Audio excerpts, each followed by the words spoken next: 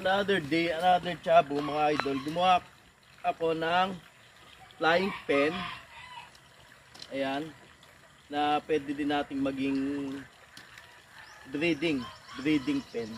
Kasi ilalagay natin doon mga idol. Para maglalagay din tayo ng breeder na ibang kulay mga idol.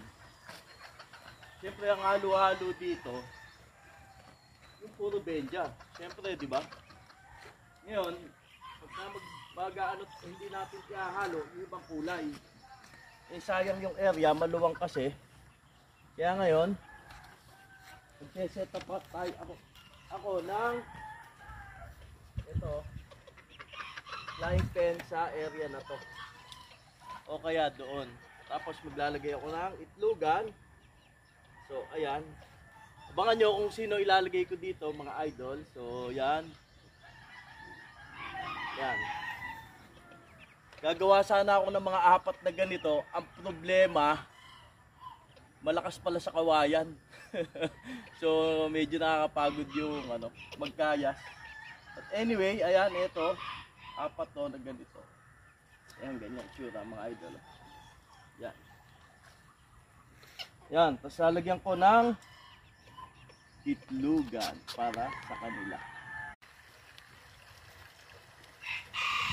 Mga idol, ito yung ilalagay natin sa ginawa natin scratch pen. So, gagawa tayo ng fancy color. So, ayan mga idol, tawag ko dito sa mga ganito, fancy color.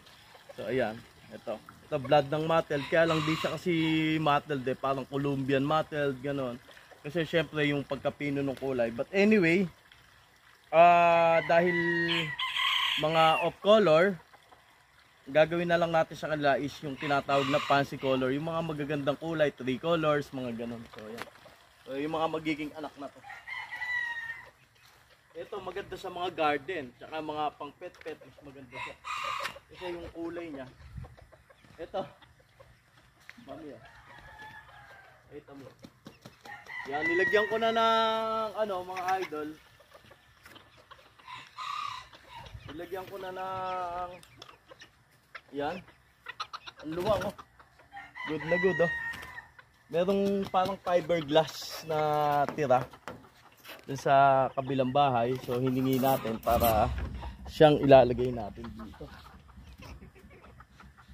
Ayan, ganun lang. Simple lang mga idol Sila na yung malagay dito.